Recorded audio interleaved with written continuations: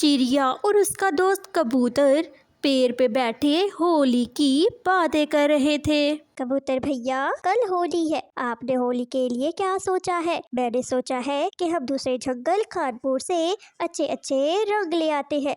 हाँ चिड़िया बहन, हम दूसरे जंगल अंकल चमचम के रंग लेने चलेंगे। वो बहुत अच्छे रंग है और ना ही कोई नुकसान देते हैं। ठीक है, मैं समझ गई, लेकिन जाना कब है? चिड़िया बहन, मैं घर जाकर बता के आता हूँ और थोड़े से पैसे भी ले आता हूँ, फिर हम चलते हैं। ऐसे ही चिड़िया और कबूतर अपने अपने घर चले जाते हैं। बेटा, आपको पता है कल कौन सा दिन है?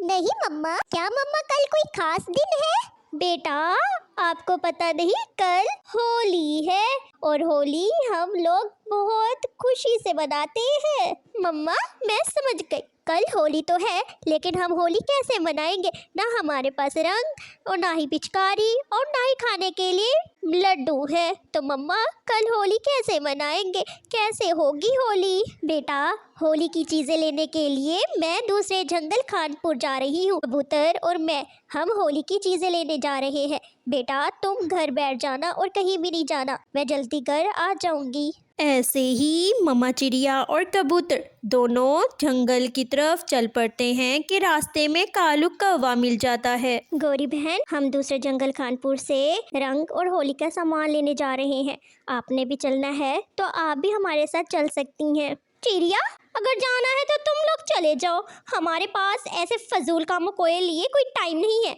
हमने नहीं लेना कोई होली का सामान। जाओ जाओ, तुम लोग जाओ।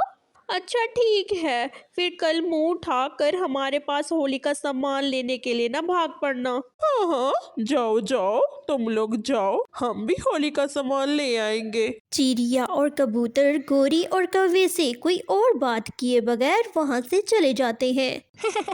कालू, आज रात वो गंदी मोटी चूंच वाले की सारी चीजें आज रात चुरा लेंगे। छोटी चोंच वाला कबूतर, कल रात जाके सारा सफाया कराएंगे। देखता हूँ कैसे होली मनाता है। बड़ी बड़ी बातें कर रहा था ना।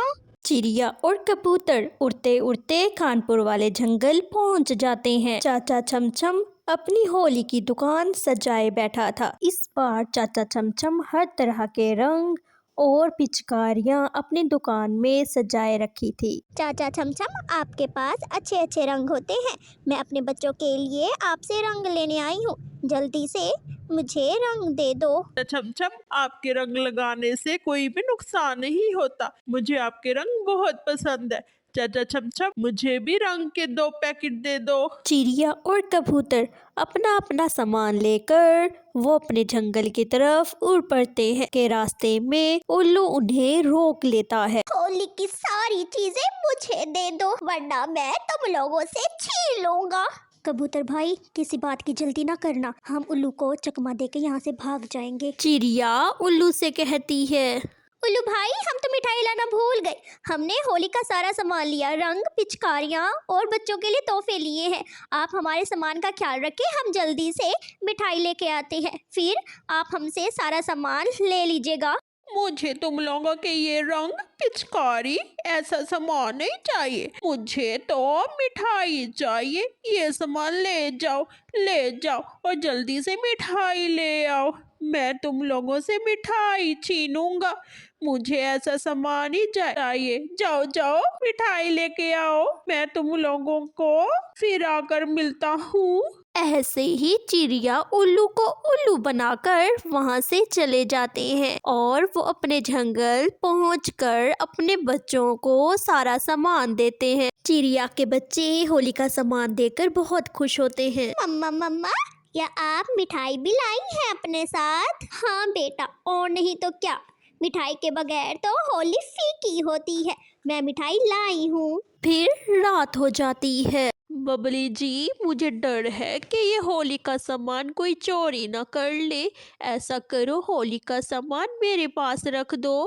आप चिंता ना करें, मैंने सारा सामान अलमारी में रखकर अलमारी को अच्छी तरह बंद कर दिया है। अच्छा ठीक है, मेरी लाठी, लाठी कहाँ है? मेरी लाठी मेरे पास रख दो। हाँ हाँ, क्या हो गया है? लाठी भी मैंने आपको अपने पास ही रख दी है, देखो जरा वो पड़ी है। रात होते ही कालू कौवा और गोरी कौवी कबूतर के घर के बाहर आकर बैठ जाते हैं। गोरी, मैं अंदर जाता हूँ और देख के आता हूँ कि कबूतर सो गया है कि नहीं, फिर मैं तुम्हें इशारा करके बुलाऊंगा, तुम अंदर आ जाना। कालू कौवा जैसे ही विंडो से अंदर आता है तो चोरों वाला अलार्म बजने लग जाता है। कबूतर अलार्म सुनते ही उठ जाता है। आ तो गए हो, अब जाओगे कैसे? कबूतर पास पड़ी लाठी उठाकर कालू कौवे को जोरों जोरों से मारने लगता है।